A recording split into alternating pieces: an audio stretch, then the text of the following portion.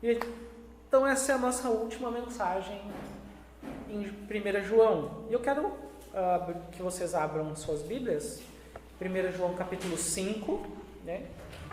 A gente vai ver dos versículos 6 até o versículo 21 hoje.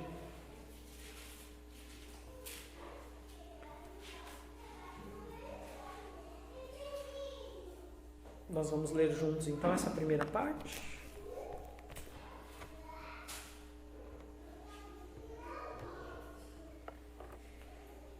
Vocês vão notar hoje que eu tenho umas folhinhas aqui anotadas com algumas coisas, porque ontem eu derrubei meu iPad no chão e ele se detonou. Eu tenho ele desde 2010, ele já estava meio estranho, né, ultimamente, mas não foi de propósito que eu fiz aquilo. Vamos ler juntos então? 1 João capítulo 5, versículo 6, fala assim: Este é aquele que veio por meio de água e sangue, Jesus Cristo. E não somente por água, mas por água e sangue. E o Espírito é quem dá testemunho, porque o Espírito é a verdade. Há três que dão testemunho: o Espírito, a água e o sangue, e os três são unânimes. Nós aceitamos o testemunho dos homens, mas o testemunho de Deus tem maior valor, pois é o testemunho de Deus que ele dá acerca do seu Filho. Quem crê no Filho de Deus tem em si mesmo este testemunho. Quem não crê no Filho de Deus o faz mentiroso, porque não crê no testemunho que Deus dá acerca do seu Filho. Este é o testemunho de Deus. Este é o testemunho. Deus nos deu vida eterna, e essa vida está em seu Filho. Quem tem o Filho tem a vida. Quem não tem o Filho de Deus não tem a vida. Escrevi-lhes estas coisas a vocês que creem no nome do Filho de Deus, para que vocês saibam que têm a vida eterna. Esta é a confiança que temos ao nos aproximarmos de Deus. Se pedimos alguma coisa de acordo com a vontade de Deus, Ele nos ouvirá. E se sabemos que Ele nos ouve em tudo o que pedimos, sabemos que temos o que dele pedimos.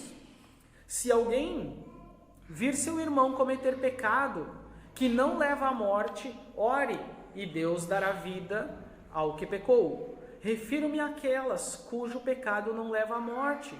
Há pecado que leva à morte. Não estou dizendo que se deva orar por este. Toda injustiça é pecado, mas há pecado que não leva à morte.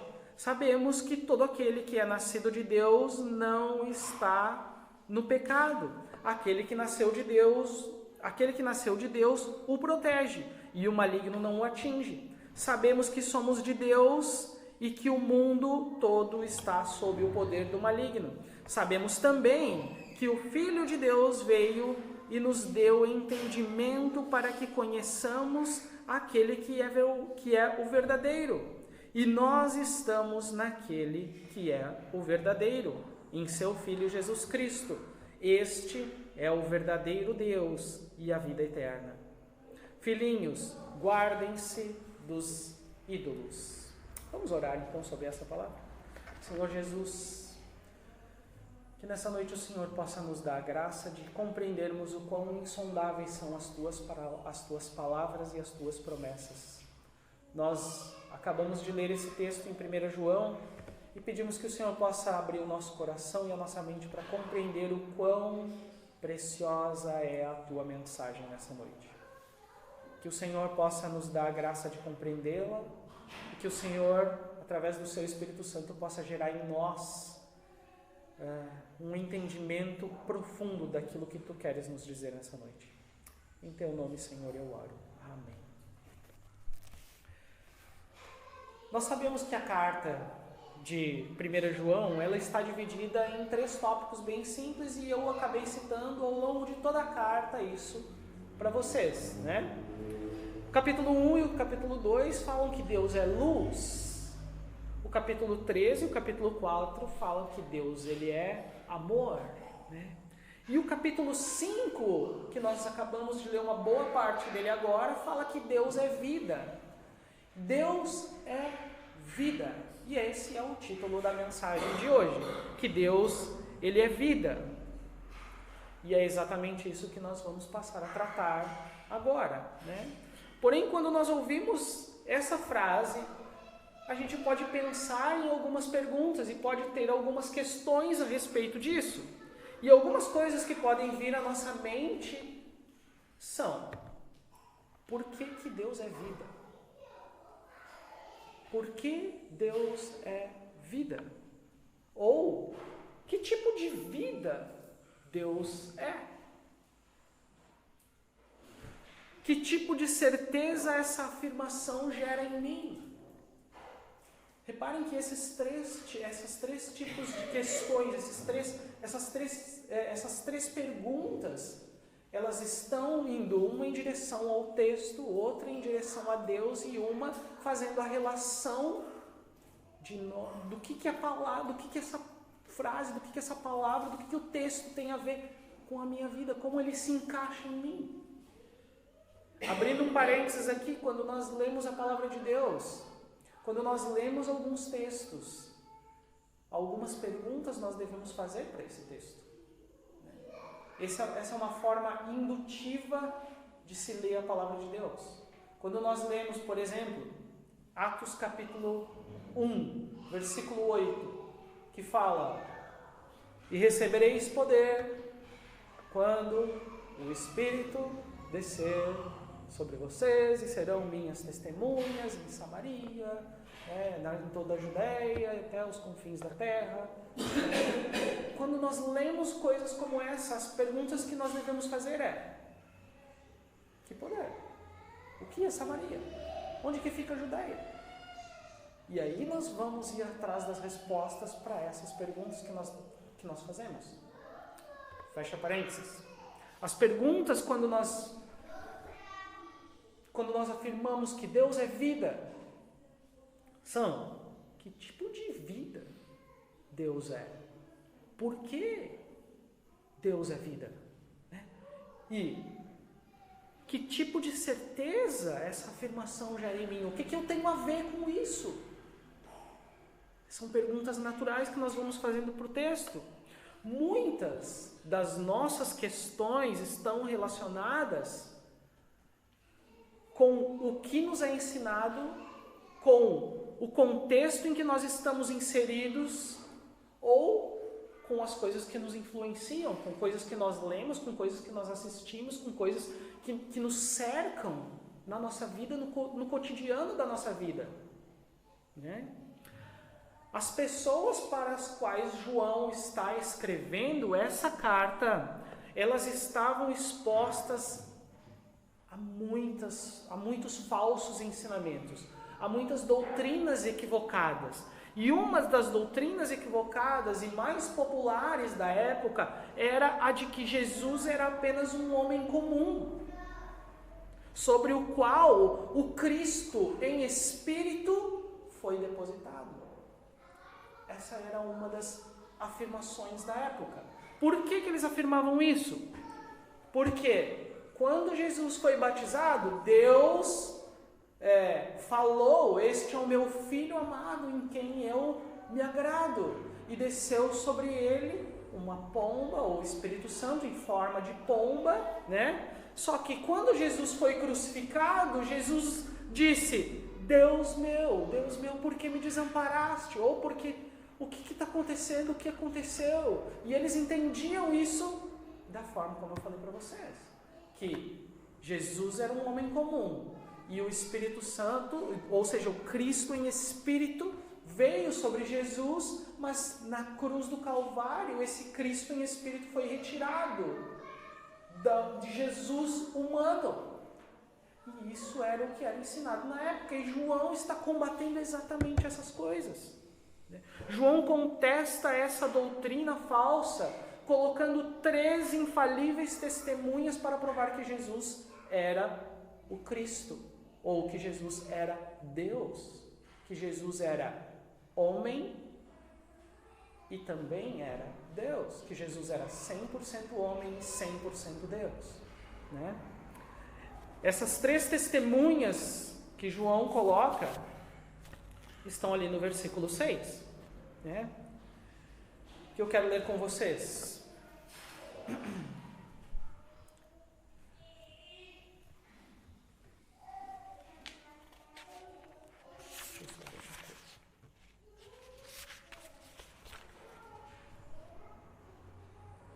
Fala assim: este é aquele que veio por meio de água e sangue, Jesus Cristo, não somente por água, mas por água e sangue. E o Espírito é quem dá o testemunho, porque o Espírito é a verdade. E a continuação no 7 fala assim: há três que dão testemunho, o Espírito, a água e o sangue, e os três são unânimes. E os três são unânimes. Então, quais são as três testemunhas? Água, sangue e Espírito. Começamos pela testemunha número 1, água, né? Água refere-se então ao batismo de Jesus, ao batismo de Jesus no Rio Jordão, quando Deus então se dirigiu a ele do céu e disse: este é o meu filho amado em quem me agrado, em quem me comprazo, né? Isso está lá em Mateus capítulo 3, versículo 17. E no mesmo instante em que Deus disse isso, o Espírito desceu então sobre Jesus, como forma ou em forma de pomba, e repousou sobre ele. E este então é o atestado, é a atestação, não sei nem se essa palavra existe, mas é o atestado de que o Pai estava testemunhando acerca do Filho no início do seu ministério. E é sobre isso que João está falando. A segunda testemunha, ele fala ali do sangue, o sangue, né? E Deus deu outro testemunho quando se aproximou o tempo da morte de Jesus. Deus falou com Jesus dizendo que o glorificaria. E que ainda, dizendo que o glorificou durante todo o ministério, mas que também o glorificaria na sua morte.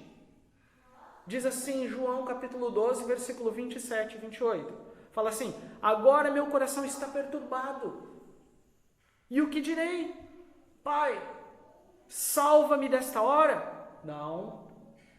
Eu vim exatamente para isto, para esta hora. Pai, glorifica o teu nome. Então veio uma voz dos céus: eu já o glorifiquei e o glorificarei novamente. João 12, versículos 27 e 28. Além disso, Deus deu testemunho por meio do seu poder miraculoso quando Jesus estava na cruz. Quantas coisas ali aconteceram quando Jesus estava na cruz. Por exemplo, e houve trevas sobre toda a terra, do meio-dia às 3 horas da tarde. Do meio-dia às 3 horas da tarde. O céu, o dia virou noite. O dia virou noite durante 3 horas. Isso está em Mateus capítulo 27. Depois disso ainda houveram mais coisas durante a crucificação de Jesus, durante a morte.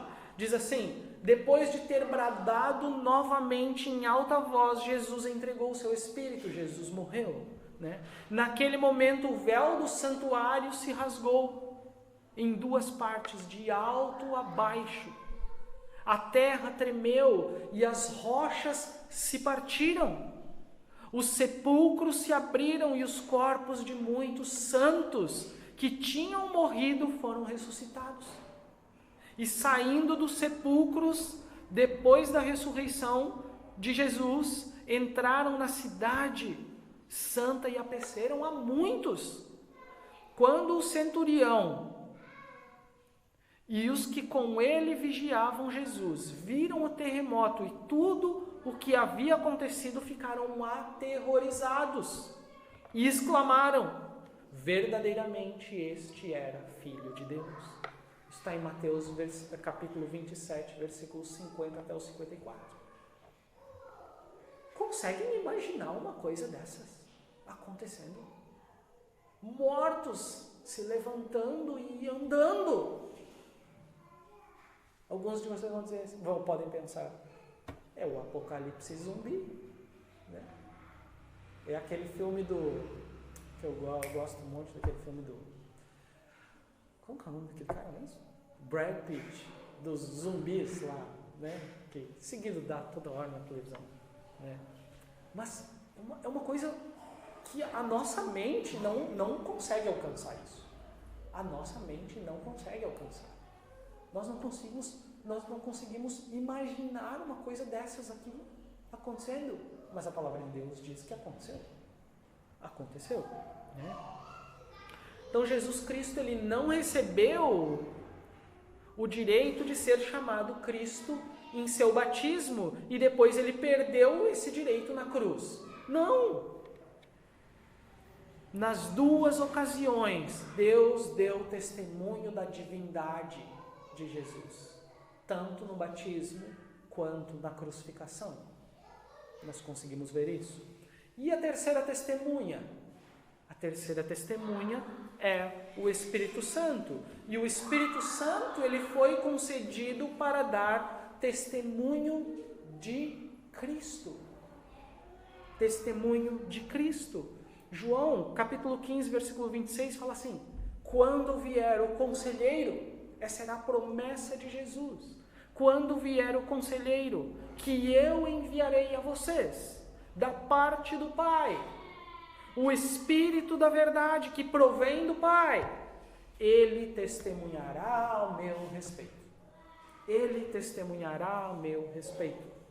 Nós podemos crer no testemunho do Espírito Santo, porque esse é o Espírito da verdade. Nenhum de nós... quem é que estava aqui quando Jesus foi batizado e viu lá? Né? Ouviu a voz, viu a pomba descendo? Quem? Levanta a mão. Alguém? Não?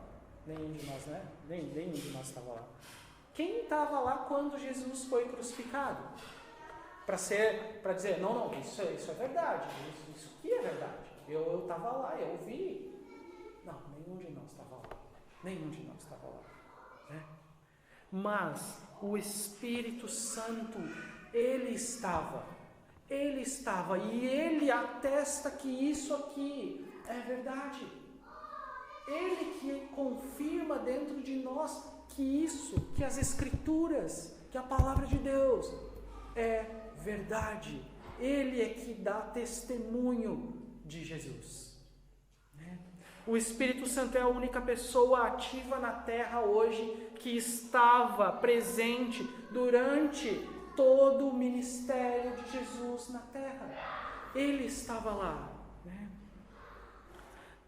Deus foi testemunha de tudo no passado.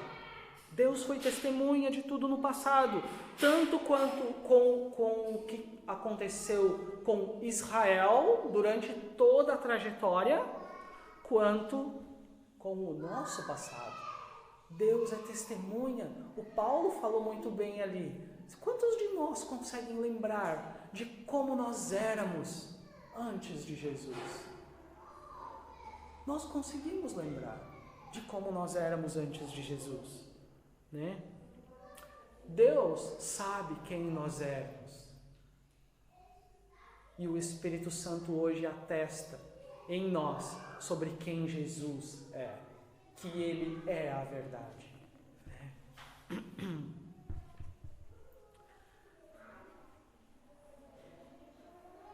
Agora, a pergunta que eu faço é: de que maneira o Espírito Santo dá testemunho dentro do coração de cada um de nós, de cada cristão?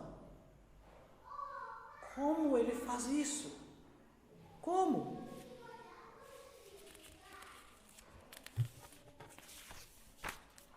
Romanos capítulo 8, versículo 15 e 16 fala assim: pois vocês não receberam um espírito que os escravize para novamente temerem, mas receberam um Espírito que os adota como filhos, por meio do qual clamamos Abba, Pai. Ou seja, Paizinho, Pai querido, Pai amado, né? O próprio Espírito testemunha ao nosso espírito que somos filhos de Deus. O testemunho do Espírito Santo é a certeza interior de que nós pertencemos a Cristo. O Espírito Santo dentro de nós é aquele que diz, que declara, que afirma, é aquele que nos mostra que nós realmente somos filhos de Deus. É isso, né? Isso não é algo que nós produzimos, isso não é algo que nós ficamos lá pensando, meditando, dizendo, eu sou filho de Deus, né? Como um mantra, a gente vai falando e recitando isso e tentando nos convencer. Não, eu sou filho de Deus, eu sou filho de Deus, eu afirmo, eu posso afirmar, eu declaro, né? Como muitos cristãos hoje falam, eu declaro que eu sou filho de Deus. Não é de fora para dentro que isso funciona, é de dentro para fora, é de dentro para fora.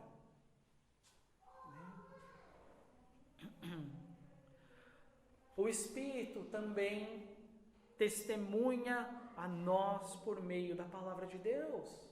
Ao lermos a palavra de Deus, ao lermos a Bíblia, o Espírito nos ensina sobre essa palavra. E Ele fala conosco, nos mostrando isso, nos dizendo que essas coisas são verdades. Por isso é importante que nós leiamos.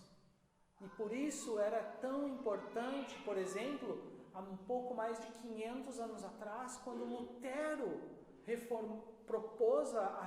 lutou pela reforma da igreja, uma das bandeiras dele, ou que fez com que a Igreja Católica realmente afastasse Lutero, foi a tradução da Bíblia. Porque ele entendia, as pessoas precisam conhecer a palavra de Deus, elas precisam ler, elas precisam tomar conhecimento. Ninguém vai ter que estudar latim, grego e hebraico para poder entender a palavra de Deus. São pessoas comuns, pessoas quase iletradas. Elas precisam ter a Bíblia na língua delas. Por quê? Para que elas possam conhecer e compreender quem é Deus, que tipo de vida Ele dá, como funciona.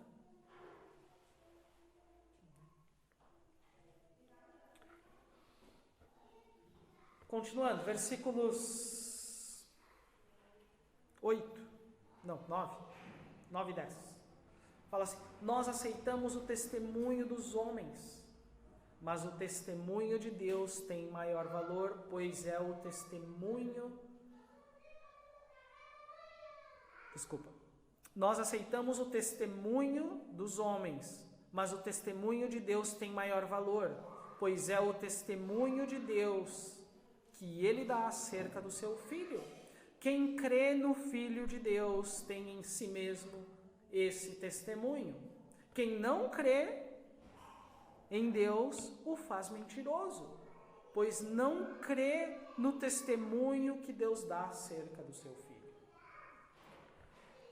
No Antigo Testamento, a lei exigia 2 testemunhos, ou testemunho de 2 ou 3 pessoas, para que uma questão fosse resolvida, para que alguma acusação ela fosse então levada adiante, né? Deuteronômio 19, versículo 15 fala assim, um só testemunho não é suficiente para condenar alguém de algum crime ou de algum delito. Qualquer acusação precisa ser confirmada pelo depoimento de 2 ou 3 testemunhas. Isso era um julgamento no meio do povo de Israel. Deus deu testemunho do seu Filho no batismo e na cruz. E como nós vimos antes, o Espírito Santo também dá testemunho de que Jesus Cristo é o Filho de Deus, né? o Espírito, a água e o sangue resolvem a questão. Jesus é Deus. Eles dão testemunho. São mais do que uma pessoa afirmando isso. Agora, se nós aceitamos o testemunho dos homens, nós não poderíamos aceitar o testemunho de Deus diante dessas três testemunhas, diante desses três que afirmam. Né? É tão comum ouvir as pessoas dizendo: como eu gostaria de ter fé, como eu gostaria de ter fé. Essas pessoas nem percebem que todo mundo vive pela fé. Todo mundo vive pela fé. As pessoas confiam umas nas outras todo dia. Todo dia. As pessoas confiam nos médicos. Confiam que um paracetamol pode aliviar a dor de cabeça dela. Confiam. Né? Teve um tempo que houve aquelas pílulas contraceptivas de farinha e um monte de pessoas nasceram daquele remédio, porque era feito de farinha. Né? As pessoas confiam. Né? As pessoas confiam no cozinheiro quando vão no restaurante. Ninguém aqui reclama da comida, né? Porque se a gente reclamar, acontecem algumas coisas, dizem as lendas, né? Mas as pessoas confiam no cara que dirige ao seu lado na freeway a 100 km por hora, de que ele vai andar reto. E você vem atrás a 100 também. Nós confiamos um no outro. Nós temos fé de que esse cara, o pneu daquele cara que está na frente não vai estourar. Não vai. Nós temos fé em várias coisas. Né? Nós somos capazes de confiar nos homens. E o que nos impede de confiarmos em Deus? O que nos impede de confiar na palavra de Deus? O quê? Por que nós somos tão resistentes em confiar que Deus cuida de nós? Por exemplo, por que nós somos tão resistentes a isso? Por que nós somos tão resistentes em entregar a nossa vida para Deus por completo? Por que nós resistimos a isso? Por quê? Nós estamos esperando, às vezes, vir uma voz do céu, uma voz do alto, que diga: confia em mim, ou entrega o teu coração para mim. Nós estamos, às vezes, esperando algo assim, parece. Jesus é Deus. E essa é a primeira certeza cristã que nós temos. Essa é uma certeza fundamental para que todas as outras certezas possam se confirmar em nós.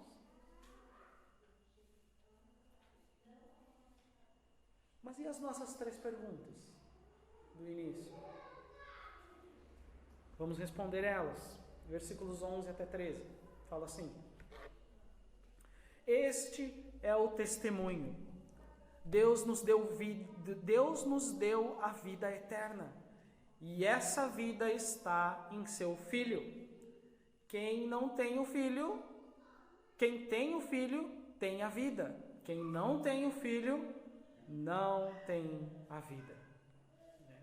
Escrevi estas coisas a vocês que creem no nome do Filho de Deus, para que vocês saibam que têm a vida eterna. E as três perguntas: por que Deus é vida? Por que Deus é vida? Porque nele está a vida. E essa vida foi nos dada através de Jesus Cristo. Por isso Deus é vida. Porque a nossa vida não existia, ela não tinha sentido. E Deus nos deu vida e essa vida passou a ter sentido. Ok? E que tipo de vida Deus dá? Ou que tipo de vida Deus é? Uma vida que ultrapassa a nossa capacidade de entendimento. A vida que Deus é ultrapassa a nossa capacidade de conseguir imaginar, de conseguir pensar. Uma vida infinita. E até onde vai essa vida? A eternidade toda. Vai por toda a eternidade. Para sempre. E que tipo de certeza essa afirmação gera em mim? Gera em mim uma paz profunda e depois uma certeza de que nós viveremos para sempre com o nosso Senhor. De que essa vida aqui que nós estamos vivendo hoje, ela não passa disso aqui. E que nós temos um resto da eternidade toda para viver. O resto da eternidade. Né? Então essa é a segunda certeza cristã que nós temos, a vida eterna. A vida eterna. Né? Nos versículos anteriores, a palavra-chave foi o testemunho. Né? Deus deu testemunho de seu Filho, mas também dá o testemunho aos seus filhos. Deus dá o testemunho a nós, que somos filhos dele, porque nós sabemos que temos a vida eterna. Porque nós sabemos que temos a vida eterna. Além do testemunho do Espírito Santo dentro de nós, também temos o testemunho da palavra de Deus, que nos diz assim: escrevi estas coisas, versículo 13, escrevi estas coisas a vocês que creem no nome do Filho de Deus, para que vocês saibam que têm a vida eterna. A vida eterna é uma dádiva. A vida eterna é algo grandioso. Não é algo que nós conquistamos por nossos próprios esforços. É algo que Deus nos dá. É uma dádiva que foi nos dada através de Jesus Cristo. E o versículo 12 diz: quem tem o Filho tem a vida. E quem não tem o Filho não tem a vida. Ela é dada através do Filho, através de Jesus. E o que João está falando aqui é que não se trata apenas de receber vida, mas de receber a vida, ou seja, a vida verdadeira, aquela que vale a pena, aquela que é verdade, aquela que é palpável, aquela que nós realmente podemos enxergar. Essa dádiva também é recebida pela fé. Pela fé. E Deus registrou na sua palavra que oferece vida eterna aos que creem em Jesus. Não em outra coisa, mas em Jesus. Milhões e milhões de cristãos provam que esse registro de Deus é verdadeiro. É verdadeiro. Não crer nisso é fazer de Deus um mentiroso, né? E se Deus é mentiroso, nada do que eu estou falando aqui é verdade. Esqueçamos tudo, porque nada é verdade. Porém, Deus deseja que os seus filhos saibam que pertencem a Ele. Vocês pertencem ao Pai de vocês. Vocês são filhos de Deus. E Deus quer que nós saibamos disso.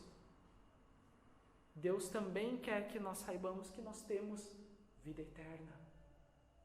Que o nosso alvo não está naquilo que os nossos olhos podem alcançar, mas que é algo que vai além, muito além do que nós podemos imaginar, né? Os versículos 14 até o 21, eles nos mostram algumas coisas bem complexas aqui, que a gente não vai acabar não entrando muito a fundo, né?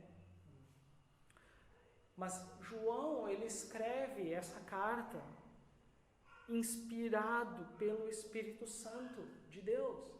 E ele cita nela, a carta toda, algumas características que os filhos de Deus possuem. algumas características que todos os filhos de Deus possuem. Ele fala assim, 1 João 2, versículo 29. Se vocês sabem que ele é justo, saibam também que todo aquele que pratica a justiça é nascido de Deus. Qual é a característica de um filho de Deus aqui? Justiça, justo, né? Prática da justiça.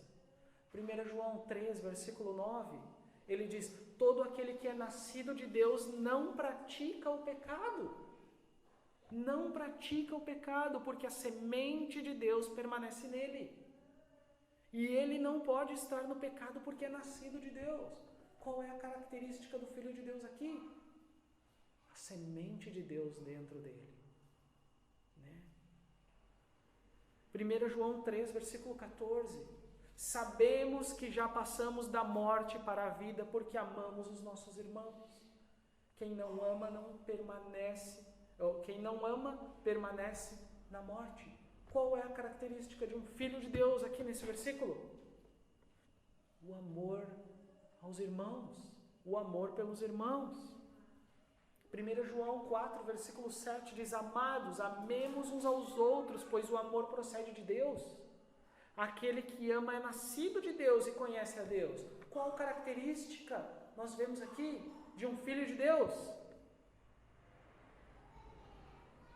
Que o amor procede de Deus, que o amor de Deus está nessa pessoa. E então ele ama o seu irmão. E 1 João 5, versículo 4 diz, o que é nascido de Deus vence o mundo. E essa é a vitória que vence o mundo, a nossa fé. Qual característica tem um filho de Deus? Fé. Fé. Se tivermos essas marcas de nascença, poderemos dizer com certeza que nós somos filhos de Deus. Com certeza poderemos dizer que nós somos filhos de Deus. Uma das coisas que nós mais fazemos na vida são as especulações, ou as especulações dos pensamentos, né? Agora mesmo, por exemplo, vocês podem estar pensando várias coisas. Como? Será que isso é verdade? Será que o que ele está falando ali tem sentido? Né? Ou, puxa, eu me encaixei em algumas dessas características aí que você leu. Né? Então, eu realmente tenho a vida eterna. Uau! Né? Ou então, você pode simplesmente estar meditando e dizendo a si mesmo, não existe nada certo nessa vida. Nada mesmo. Né? É normal nós fazermos alguns questionamentos. Mas eu queria finalizar com uma história sobre um homem chamado James Simpson. Alguém aqui é médico? Não? Não? Vocês já ouviram falar desse homem? James Simpson. James Young Simpson. Né? James Young Simpson era um médico escocês. E ele é uma pessoa muito famosa no meio da medicina. E ele é famoso porque ele descobriu as propriedades anestésicas do clorofórmio. E com muito sucesso ele introduziu isso na medicina. E muito dos elementos anestésicos que se usa hoje na medicina foi por causa da descoberta que esse homem fez. Ele é uma pessoa muito importante. Mas ninguém dura para sempre. E esse cara acabou adoecendo e morrendo, né? Mas quando o Sr. James estava lá no seu leito de morte, ele estava nos seus últimos momentos de vida, um amigo dele estava com ele exatamente naquele momento lá. E aí ele fez a seguinte pergunta. Ele disse, Sr. Simpson, ou Sr. James, né? Quais são as suas especulações nesse momento, nesses últimos segundos, nesses últimos minutos de vida? O que o senhor está pensando? O que o senhor está especulando? Né? O Sr. James respondeu para ele, Especulações? Não tenho especulação nenhuma, né, nesse momento. E ele continuou dizendo: porque eu sei em quem tenho crido, e estou bem certo de que ele é poderoso para guardar o que lhe confiei até aquele dia. Citação de 2 Timóteo 1, 12. Nós não sabemos quando estaremos com o Senhor, e nós não sabemos nem em quais circunstâncias nós seremos levados a estar com o nosso Senhor, mas nós sabemos que temos a vida eterna toda pela frente. Nós sabemos que temos uma eternidade inteira para estar com o Senhor, né? E também é por isso que João finaliza ou termina a sua carta dizendo para os irmãos daquela igreja, ele diz: filhinhos, guardem-se dos ídolos. Era para que eles não ficassem focados nisso, nas coisas desse mundo. Existe uma eternidade inteira pela frente. Guardem-se dessas coisas que podem contaminar o coração de vocês. Guardem-se disso. Amém, gente? Essa é a minha mensagem para nós. Que nós nos guardemos dos ídolos deste mundo. E que nós possamos olhar para a vida eterna. Porque Deus é vida. E é isso que Ele deseja para nós. Que estejamos focados na eternidade. Olhando para o céu e para aquilo que virá. Não para aquilo que os nossos olhos podem enxergar ou comprar. Amém? Vamos orar?